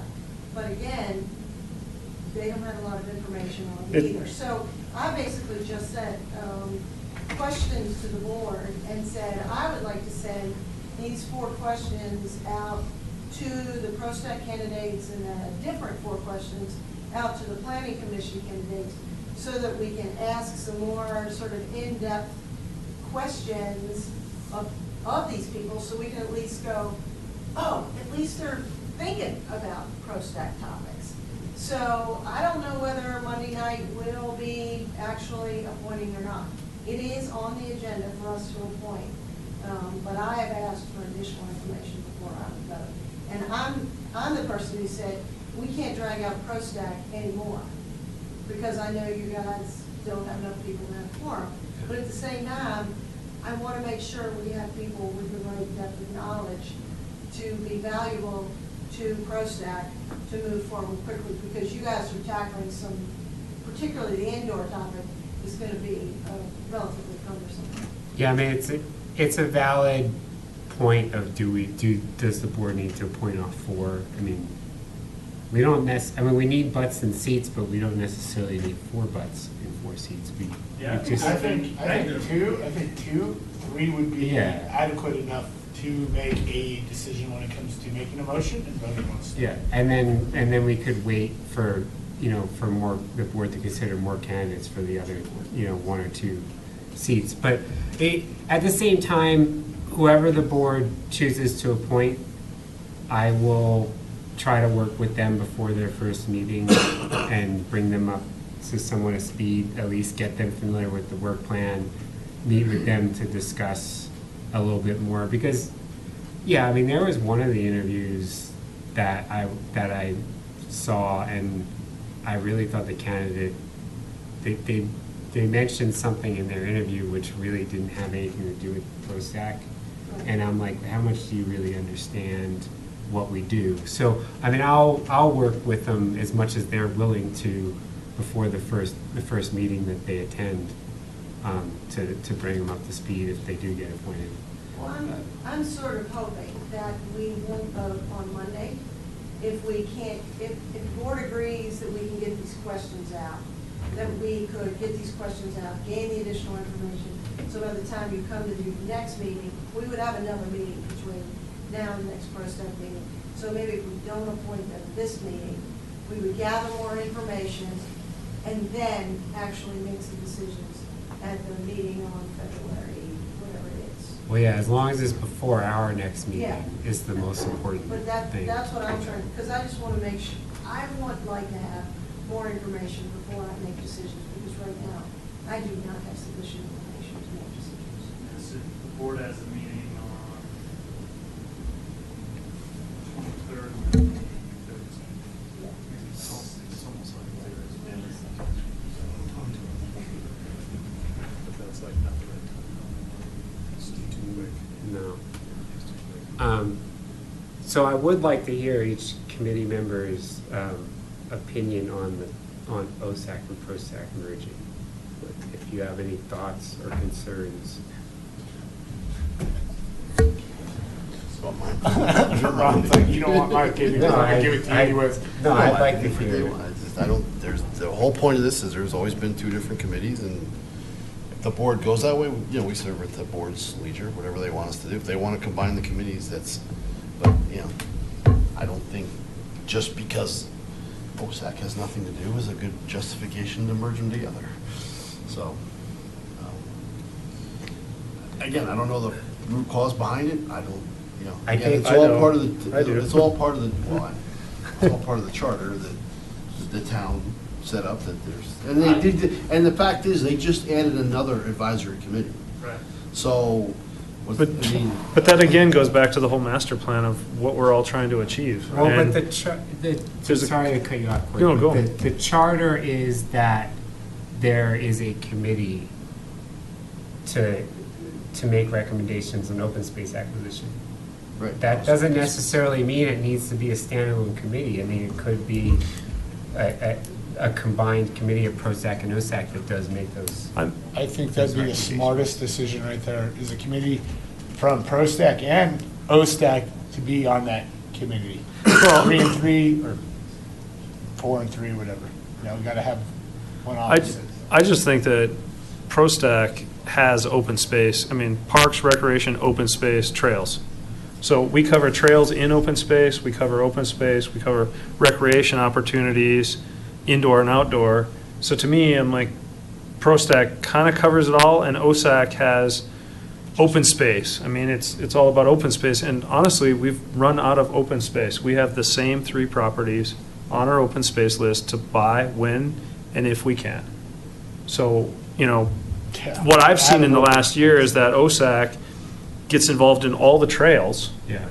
because there's trails in open space, and they're like, well, now they're getting involved in trails within parks. And so we're starting to overlap, whether we want to or not, because OSAC doesn't have anything to do. And therefore, to me, it comes down to what's the direction from the board on what we're supposed to, look at. And if our plan says that we're covering all these recreational opportunities, if OSAC is covering some of the same stuff, why are we doing 2 different committees? But, I mean, that's the concern at this point, is there is a lot of overlap between the committees. For as far as PROSTAC's concerned, if the 2 committees merged, the biggest piece that we would take on as a joint committee that this committee isn't currently dealing with would be that open space acquisition. So most likely we would want like a project team or like a kind of a working group that would kind of focus on that, because we wouldn't want that piece to get lost.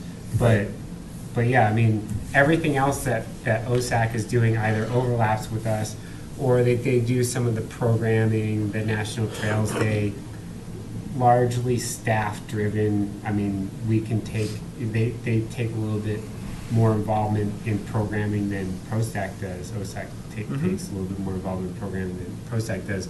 So the combined committee might take on a little bit more of a programming element as a result. But for the most part, I mean, like the trails, I mean, we're already dealing with the trails. Boulder County, 5-year trails plan, Boulder County open space recommendations. I mean, this committee is already doing that.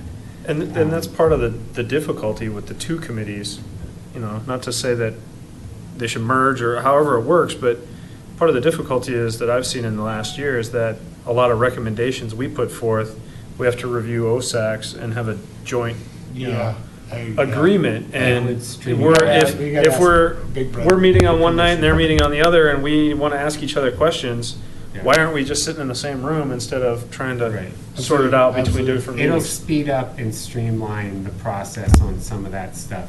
If there's not 2 committees overlapping. Right, and number of people and everything like that, yeah, maybe, instead of having 9 people, you have 11. Or whatever. That's the issue with if you have a joint committee.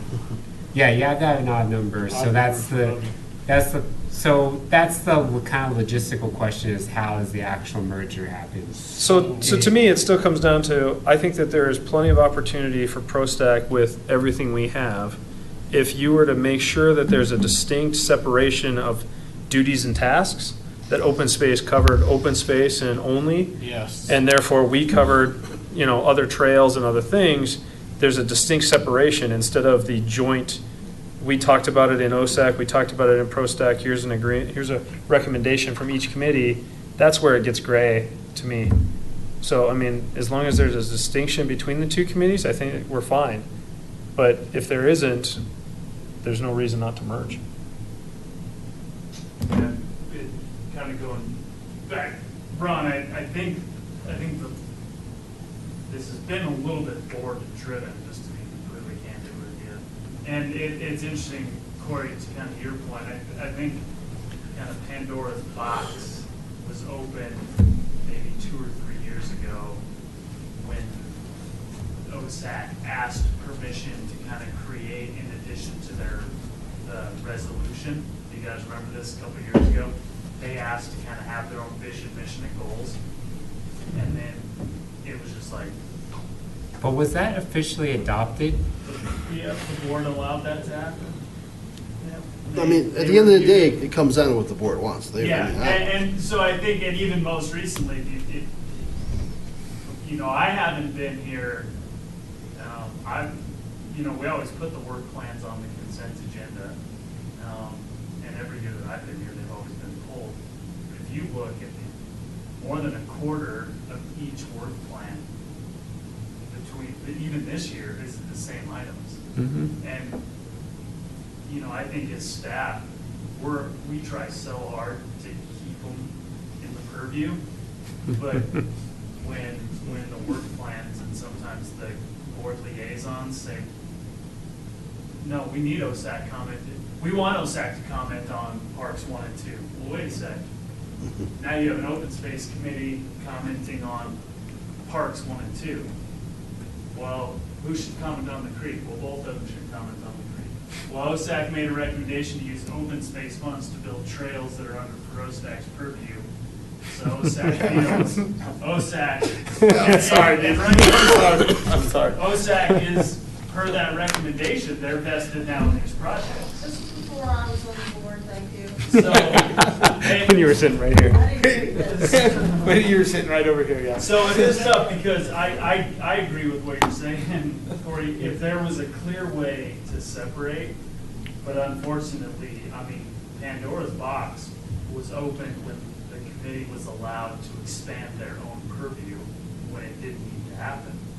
And if you remember back with that, there were some contentious times over Parks 1 and 2, and you had board members saying on camera, no, OSAC needs to comment on that as well. Why are we not taking this to OSAC? And it's like, well, it's not their purview. And as soon as, from the top down, that support was OSAC needs to have a dog in the fight, OSAC, then that's how that was created. And then they asked the board for budget funds to program, which again, open space acquisition and open space funds. So in 2012, they made the recommendation for up to $10,000 to do outdoor education programming that would be under their purview. That their purview at their own doing got bigger and bigger and bigger, and in a 4 square mile town, they were able to expand their own purview, really, I think, without maybe the board recognizing what had happened. So this might come up at the dinner on Monday. It's not a listed topic. Most of the board members are probably just going to hear about it between now and then, as this being a possibility. At the same time, this has been discussed for a couple of years now, and so How many board members are on ProStac? Like, how many spots do they have? How many people sit on OSAC? 9. Well, they have 8 now. They have 8 now, and we have 4, so Well, so that's the they willing problem. to This cut? isn't going to happen overnight, so we probably are going to get ProStac appointments between now and then. course. If this merger does happen. So it's not like it's going to be 8 and 5 Yeah. or 13. It's going to be, 8 and 8 or 8 and 9.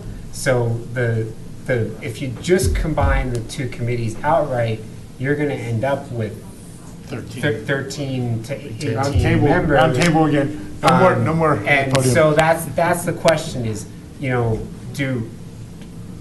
does the board completely go back to the drawing board and look at all the committee members and reappoint a smaller number, basically weed out a few members off of the two committees to be on the joint committee?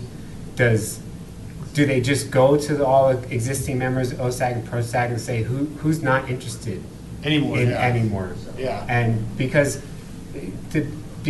especially with OSAC, since all of a sudden they were open space, they joined an open space committee, and all of a sudden now they're going to be talking about parks and recreation. yeah. I think maybe Trails. some of them aren't interested anymore in You're right. sitting You're on that absolutely- committee. absolutely. So there's a number of ways logistically that combining the committees could go. But There's also a question of term limits. Yeah. But it's interesting, I've talked to people how do on, the term limits get carried over? I've talked to people on OSAC that joined OSAC to talk about trails.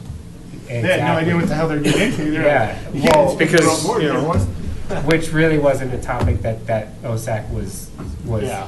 supposed to be Exactly. talking about, and now they So- are. But so it's that's, blended. that ship's sailed. But right now, OSAC, we've talked about it. The board will talk about it. OSAC will talk about it at their next meeting or between the two meetings. So we'll have some idea, at least in the next month, of whether there's a real interest in doing this, and then the board will have to figure out how they want to go actually, because they'll have to have a new resolution for a joint committee. Why? If open space has run its course, they don't need it anymore, just merge the two and get it over. I'm fine. I mean, if that's what they want to do. Yeah, we got we have 3 more properties that the town's considered vying for open space, and that's it. There's no more open space to be bought. There's a couple other, but they're not high priorities. Yeah. You saying this board, you saying this committee can't? take Exactly, charge of no, that? I think we can. that's the issue is there's really no, there's almost, the committees, to be perfectly honest, almost don't need to be that involved. It's down to staff decision and expenditure of funds when the opportunity actually comes. There's no real need to identify properties. They've been identified. Yeah. Their level of priority has been established. So, And going back to your discussion about numbers, having sat here through many a PROSTAC meeting until 10:30, 11 o'clock at night, most of that is caused by the fact that we had 9 very interested members, and I can't imagine what it would be like with 11 or 13. You'd be here all We start night. putting time limits on meetings. Yeah. We Well, you've already we talked actually your did 5 that. minutes, sorry. We actually- no, you're right. If you have that many committee members, we probably will have to start establishing much Time limits more on- time limits on how much When and- someone No, can on the whole talk. meeting in general. Well, on the meeting in general, but I'm too. talking about when you're on an agenda item, it's like, okay, Ron, you have your 2 minutes. Yeah.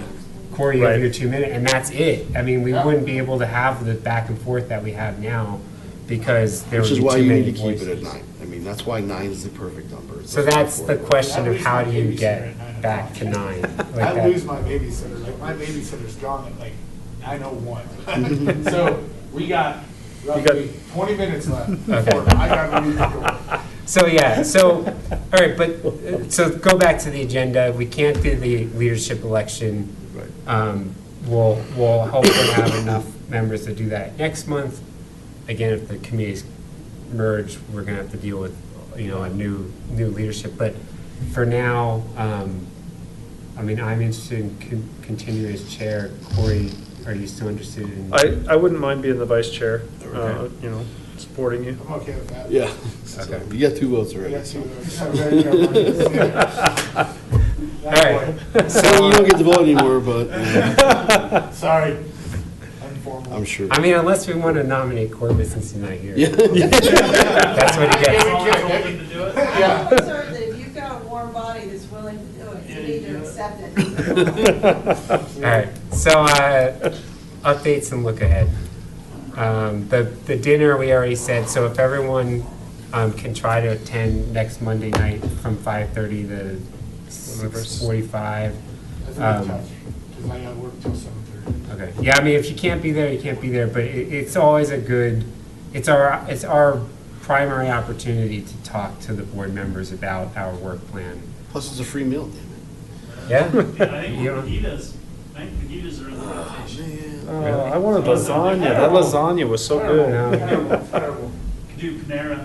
That's even worse. Panera, yeah. Oh, Only so many options you have in town. Yeah. I have to drag, call it Firehouse. I have to drag my daughter along, and she prefers Panera, so you got my vote. I'll let Phyllis know. Yeah, I won't be able to, there's a very little chance I'll get there. All right. So it's you. Yeah, this is me, Corey. I'll get there on time. Hopefully Corey can be there. I'm not out of town next week. One question about the PROSTAC dinner with the board. Because you have so few members, should you delay it? I mean, Just throwing that out it, It's just taking away the free meal. okay, so as much as it would be helpful to have members there, I think just from my position, I need to get the board's feedback on our work plan and on these primaries. So, and I don't want to push you guys out, but honestly, if it's just Corey and I think it's still going to be helpful information. I'm just. And we can report back to the rest of the committee. If it gets pushed out, but I mean, if it gets pushed out, you're gonna probably have a bunch of new members there, which maybe that's good for them to be there, but I mean, Ron probably still can't make it, even if it's 5:30 in a month, right? No, I can't, my new schedule starts Monday, so, Oh, it does. but there's just no, Monday's the transition day, so. Yeah. Not, my last 6 weeks have been, Well- not fun, so. I'll leave that, if you wanna take that to the board, you can, but, Well- If you guys felt strongly, I could go back and push, because to be honest, I didn't know PROSTAC was going to be. I think that's more of a board comfort level, if they would rather they wait till the appointments are made, sure. And are we covering But- those items? Yeah, those A, are B, the. C, D? Those are the. Those are the discussion topics? Primary It's discussion so topics. loose, man. It I is know. loose. I know. Last year, we had It's- the items and it was pool covered. That's right. I remember that. This is also up, and I think, mean, you and guys will know this. actually, that's a Sometimes the good work point. plans get rewritten during these I think meetings. last year Right. there were like 3 of us. Yeah. Right. In fact, last year there might have only been like 3 or 4 board members. It was the 3 of us. Yeah, we didn't have. There were not a lot of people at the dinner last year, and it still is useful. Yeah, Um, because we got clear direction on coming to an. That's the whole point of the dinner, is to get clear, Yeah. right? A little Yeah. more. Yep. It's more of the consensus of the board, whoever's there. yeah. Well, yeah, I just wanted to make that offer, because I could go fight it for you. I would actually be more concerned, honestly, if there's gonna be a several board members missing. And I have no idea. If there's gonna be several board members missing, I would say yes, I would favor rescheduling. But if the most the board or all the board's gonna be there, then even if it's just Corey and I think it'll be helpful. We'll just have to reach out to Corbett and tell him he has to leave work early. I'm gonna try to get there, honestly, I'm not, I just know my schedule, so Okay. I really. would I have a like- standing meeting that usually runs from about 3:30 to 6 on Mondays, but I'll make it to this. So, Purple Park. I worked from home today, so I could be here today. So if I can push it again on Monday. My boss is pretty lenient, but. we're within good weather of being done at the Purple Park Pavilion. We're gonna swipe a little bit of dirt from down by Calmonte to do some defined grading, but it's awesome. We already have people calling wanting to reserve it. Really? We had one really nasty comment and far more really positives. So, great job. Ron. Finally. Did you go out and check it out already? Not yet. I drive by all the time. We will stop when it's done. Trail F construction is complete. We actually were able to plow it already. But for those of you who aren't familiar with it, it's the spur down by Colton Road near the pedestrian underpass with Rock Creek. Again, us, we've already received a handful of, you know, hey, we've been waiting for this for years. You know, I think people actually, as much as we kind of push back, people appreciate the switchbacks and the, you know, the more gentle slope. So, Coal Creek Crossing Trail, believe it or not, even though we're talking less than like 300 feet, Boulder County recommended that we involve the Division of Fish and Wildlife. Division of Fish and Wildlife has 2 endangered plant species which could potentially be in this region. So I'm in the process of doing a formal application to the Division of Fish and Wildlife, who I think I'm initially sending it to somebody in Nebraska. So is this going to take a year? I hope not. I hope not. But once the feds get involved, and I mean, I was, you know, frustrated that, you know, with the county having a trail right there, that somebody on their staff just makes the recommendation, you know, and that's that. You follow through with it. So, everything they've seen so far, you know, we've told them the plant species aren't in the area. We took Boulder County's environmental survey of the area. It indicates that the plant species aren't in the area. So we're just waiting for the kind of the thumbs up. It'd be great if we can have, you know, youth corps kids get on this trail as one of their projects. So we had a local Boy Scout group leader reach out to the town about planting milkweed in the town's developed open space. It's a plant species that helps the colonization of monarch butterflies. We've done a little bit of research on it. I always get a little bit apprehensive about introducing anything into the open space. There's been quite a bit of research on it already. Boulder County appears to kind of be supporting it. Several other jurisdictions kind of support this idea. It doesn't appear to be overly invasive, but I think we've all probably heard something like that before. You know, it's a good opportunity, I think, for kids to get involved. I'm not 100% comfortable with putting it in the open space areas down by Community Park, which is where they wanted it. I'd be maybe a little bit more comfortable with it being near Rocket Creek and between where the dog park is and our boundary with Brookfield. Knowing that if we did have some kind of seed spread, you'd have a hard boundary to the east, and then you have developed park space on the other side of the road, which the likelihood of it seed spreading into something developed over a roadway would be pretty minimal.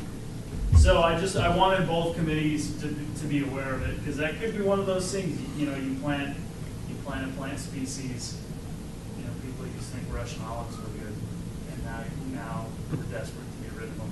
So I think the risk is pretty minimal. I think it's probably yes. Peter, kind of to your question, is it a plant that is native to Colorado? There's species of milkweed. Well, no, that was my question: is are they planting the plant a species as needed? Because there's like, we would require it. what was there, like 13 or 20 species that are native to Colorado, but then there are species that are not, and so Right. we would obviously want to make sure it's one. And they came back and said it was, right? Yeah, you know, and the more I've looked into it, the greater concern that I have is actually, I'm not sure it'll take. There's not a lot of irrigation. I mean, you can. Oh, what if you did it like during a rainy period? Or Yeah, like you- May that or would something? be the- If it's like a really wet May, run out there Maybe. with the seed. Right. Well, and the method I thought that they had was interesting. You almost kind of get these pellets, and you just, the kids kind of throw them or drop them, and they kind of break down in a certain area. I was almost thinking of trying, if this is something we go with, just giving them a more efficient way to say, you know what, just get the seed. Go to Arkansas Valley Seed, that's where we get all of our stuff. Get a seed mix for it, and this is how you. Because I hate to also have the kids do all that work and then actually not have to take, which is a really high likelihood that can happen. Do we want to attract butterflies? Yeah, you know, I think, Do we? I don't know. you know, I don't have a huge issue with trying to. I Well, know my oldest daughter is unbelievably fearful of butterflies. She won't even go to butterfly. She's somehow butterfly pavilion when she was little, and she will not. Understand that. She hates moths, butterflies. Seriously, it's a kill it, or she won't come out of her room scenario. I It's know, bad. I know that So- it's, there's a huge decline in the population along Mm-hmm. with bees. So I know that right now, it seems to be trendy for parks and open spaces in towns and HOAs to do this kind of bee, monarch, butterfly friendly habitat. I'll be honest with you guys, I could go either way. That's all I am like, really? Seen a Okay. monarch butterfly here. We get them. We get them. There's certainly not like, there's not like an overwhelming, So Hugh, I mean, any strong feeling one way or the other? I want to respond to these guys timely. I always. Is there a better alternative than milkweed? Than the milkweed? I mean, It's weird. It's like this national program, yeah. and I mean, we can maybe go back to it and say if there's something else. So I don't know. I'm just curious. I don't. you know what? We'll Don't tell my dig daughter. around. And there was, when I looked it up, there was like an article in Daily Camera or something within the last couple of years that there were other communities, or the county in general, I think Yeah. was doing this maybe like 2 years ago or something like that. Yeah. So it's a thing. Yeah, I mean, it- and in complete transparency, I did receive a phone call last year from a lady that asked me to make sure there was no milkweed period in town because in really like high doses, it's toxic to dogs. But when we researched that out, I mean, you would literally have to feed it. I mean, the dog would have to sit there and do nothing but eat milkweed for its entire diet until it eventually died from it. So I do want to be What- kind of respectful to that. What was it that a dog ate like last fall at some pond or something in Boulder and died? Yeah, I don't remember. I don't remember if they were treating it. Milkweed grew up natural on the East Yeah. Coast, and I don't know of any dogs that ever died of it, No. and it's everywhere. I know what you're talking. I know what you're talking about. That actually may have been something they had in the water to chemically treat. No, it was a plant. It was like a native plant, and it was toxic. It's toxic to dogs. Everybody's getting a lot dizzy. But I guess it wasn't milkweed. The one other thing that came up also, which is whether or not we want to be involved in, is so OSAC is bringing up the issue of dog waste, the dog waste problem, and they're wanting to look at, some public education on it, as well as possibly doing some type of, whether in conjunction with like a trail cleanup or just a dog waste cleanup, like, an event, like an organized day of it, and wanting to know whether PROSTAC wants to be involved At with Autry that. or in the neighborhood? Just in the town in general. I mean, we'd probably, if we did like a cleanup day, we'd focus on, say, Coyote Ridge or some area in town that we know that there's a problem. That'd be interesting. They're reaching out to RCAC too. But is that something we want to be involved in, or is that something we want to just let them handle? Kibbles and bits. Hadn't considered it. I would think about it. Clean up after my own dog, so. Just really thought about it. Thanks, George. No, thank you, guys, I appreciate it. George, gotta go. All right. I gotta go, man. I'm about ready to lose my. So yeah, I mean, that's something we'll think about. I would say if they want to do an organized day and combine it with trail cleanup, then I would say we'll be involved. If they want to Just clean up open space. just do it, on open space or something, maybe leave it to them. It's an agenda item for them. They're reaching out to RCAC too, because I had the idea of trying to collect like, newspaper bags and like bread bags and Yep. using those as dog waste stations instead of the town having to spend $10,000 a year on buying bags. Biodegradable. Well, they're still- they're we not still buy all them? biodegradable, right? The bags the town buys, it's only the one part of the thing program we have, in the dog park. The ones within the dog park. Yeah, They're all, the ones in the dog, in Autry In are the, all, yeah. but any other stations, it's just regular. we Man, could, it's, we could potentially try to do the recycled bag program. it's, for some reason, it's just become a huge issue. I don't know if it's because of the cold weather lately and it's just more noticeable or what, but it's like. What's a huge issue? The dog Dog waste. waste. Picking up after their dogs? Nobody picks it up. Not picking up. Right, that's what I'm saying. picking up. It is absolutely, I mean, I think you guys heard me say it, between the dog waste bags, the biodegradable program at the dog park, and then us paying a firm to help us clean it up, we were at $10,000 last year. That's in Autry Park. No, all town-wide. Okay. But I mean, it's weird, because you just want to sit there and say, that's $10,000 that if the pet owner was responsible, we get to spend on something, we get to spend a fraction of that. It's like, you know, and it's weird because we still get somebody, even with the locks on the dog dispensers, we still get people that as soon as we fill them, they come and take all the bags. It's like the craziest. We just filled the dog park, and I just got an email today that they were all gone. Well, I would get the dog park, because that's, that hopefully, they're not, somebody's not stealing them, hopefully. they're No, using that's the them. thing. I mean, it's, But just by the volume of people that can be in there when the weather's nice. yeah. I would be more concerned about the ones around the trails. Yeah, and it's, you know, we'll still see it too, like, without people, and then the issue of people picking up the bags and then leaving the bags, that's become the issue too, because then I'm having to pay Vargas To go pick up. To walk. to go pick up all the bags. It's like, you need to take care of your bag. Yeah. Well, that whole drop the bag thing is an issue in general in trails. I don't understand it. I don't get it. It's, well, I think what happens is like the dog poops in the first like 5 minutes of the hike and they're like, oh, I'll drop the bag and I'll come back for it. And then they don't come back for it. Like they don't want to carry it. But it's like, you know, you're going to take your dog on a hike. I mean, carry its poop. It's part of the. It's part of the deal, So right? OSAC did make a recommendation, they'd like to dust off the idea of a part-time ranger or something in the future, you know. Louisville's got one.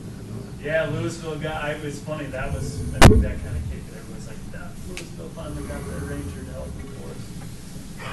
So I'll report back to OSAC on that. And then the milkweed, I mean, are we in favor of that? I would say, As long as it's not anywhere up near Ron's house. I would say what you said, Patrick, as far as location, at least testing it and, you know, maybe doing it this spring in that area east of Rock Creek Circle in the Autry Park area. Do it over there as a test and see how it goes. The dogs would be chasing the butterflies. They can hang out with the rattlesnakes. They could. The butterflies can hang out with the They rattlesnakes. could all play disc golf. Doing great. If you were asked, I would be against it. I don't see the point, so, but I would need more information. I'm sure you could sell it to me, but I don't get it. I don't understand the point. I'll Well, come back with A something. lot Ron? of butterflies are in danger. Yeah, but Ron's daughter is terrified of butterflies. That's a good thing in my family. But forget my daughter. I mean, again, you know, I mean, there's a lot of good things the Boy Scouts could be doing. Really? Well, I think that there, I think it's- with all the decline in the butterfly and the bees, there's a national initiative that I think the Boy Scouts have adopted to try to basically like help an endangered species. But And this is is one way that they could, if the local. Yeah, I would just want more research on butterflies So they- in Colorado Yeah, and what brings them, what. Local, regional rehabilitation Yeah. versus. So is the next starting request at a going to new be location. like beehives on open space or something?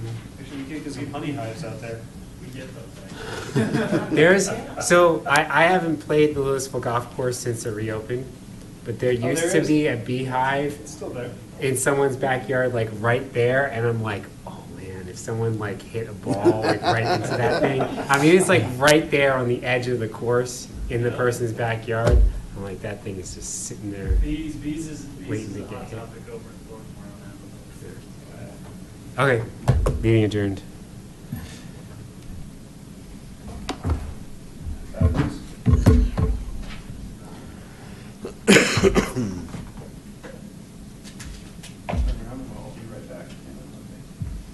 Yeah, I mean, I like coming to that meeting. That's a good, it's a nice informal, great conversation, talk to, especially with some new board members, so. Well, it gave us more time. It gave us an hour and a half, hour, 45 minutes, right? So 5:30 to 7? Hour and a half. Definitely extend. It starts at 5:30. I guess it's like an hour and 15. Valuable engagement. It's because I think they Well, have they a have any- committee interview at 6:45. I don't think you guys usually do something before 7? 6 to 7, so is this the 6 to 7 pre? Well, it's Stuff. 5:30 to Yeah, 7, works. but we have 15 minutes for interviews. Jill starts. So we have like 5:30. Don't get me going. Get me going on this topic. Since the cameras been working, I was telling Sam, we're now just paying the price for that 2012, when they redid the resolution and created the staggers. Yeah. And completely changed the way that the committees, remember, because it's funny, I was telling Sam, it almost swung so far. You know, the board at the time really was like, we can't have the committees know anything about the candidates. We can't have them handpicking anybody. It's gotta be, we gotta get new blood in. And now it's swung so far that way that you're like, wait a second, these people don't even understand what they're getting into. And the Historic Commission has actually made 2 recommendations to the board. The Historic Commission wants their applicants to attend 6 meetings before they're appointed to prove that A, they can make the meeting, and that they get the applicable knowledge to figure out, is it a good? Historic Commission, really? Yeah, now I will say the Historic Commission, I love it. they want to handpick. So it's a fine line between. It's funny. But there's some validity to that. It's like, should you have a minimum requirement of you at least need to attend 2 or 3 meetings before? And that's one of the things I've been trying to have a discussion about. Or a Should we probationary have some appointment. requirement that they have attended a certain number, particularly on the planning commission, but even on PROSTAC, that you've attended 3 to 5, 2 to 4 meetings, so that you at least have some sense of what that committee actually does, because I think a lot of people have never even watched the tape, they have no idea. Well, yeah, and really, I mean, like you said, we had the one lady that came this last year who was fired up about the survey, and she was approaching PROSTAC saying, what the heck, thinking that PROSTAC actually was the one saying, no, we don't want to proceed on the rec center. Then you get people interested in PROSTAC who want to do more like volunteer at the events, plan the events. Well, Yeah. that's not what PROSTAC is either. And it's like, so it almost went too far. Well, and I do think the board recognizes that, and we're trying to figure Yeah, out for sure. how do we move it back into a, Yeah, because my first contact was Jim recruited me. yeah. Right. That was a while ago, so.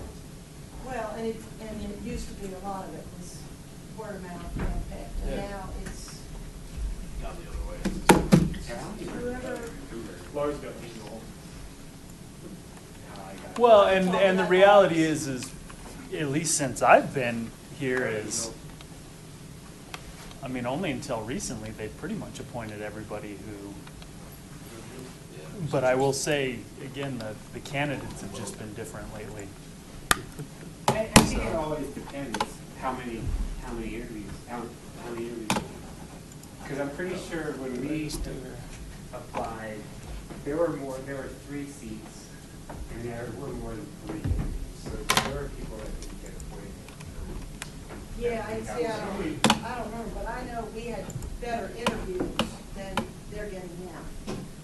Because the interviews now The biggest are risk is if you worthless. appoint 4 people now, I you have 4 couldn't make a people that are on decision. there for a certain period of time. I mean, there's no You need. gotta ask the hard questions. Oh. Well, but the problem Yeah, is. you we have assume 5 like the minutes. seat that you You take, can't ask a hard question to which is somebody, weird because like and then George. expect them to respond on the feet.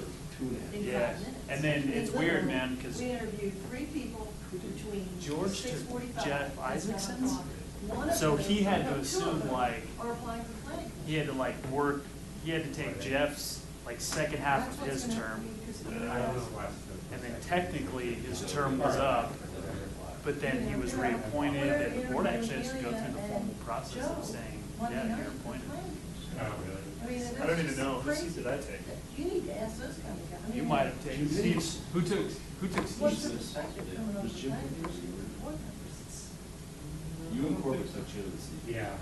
Yeah, that. Well, and But we just don't ask me. No, Jim was here when I, Jim Candidate was here doesn't when I volunteer. started. Somebody's, Pardon? maybe Brent's, Yeah. because remember Brent? What? Brent left after Yeah. do you want two or three? Yeah. Corbett. Well, we have 4 candidates to look at, so. Steve resigned. Because we also have Bob He and officially Jeff Chang. He's got it. Jeff Chang, I think it's the same. Every once in a while, I see. Yeah, Steve that- left in like, out east, right by me. or Right something. here Yeah, somewhere, right in the area. yeah.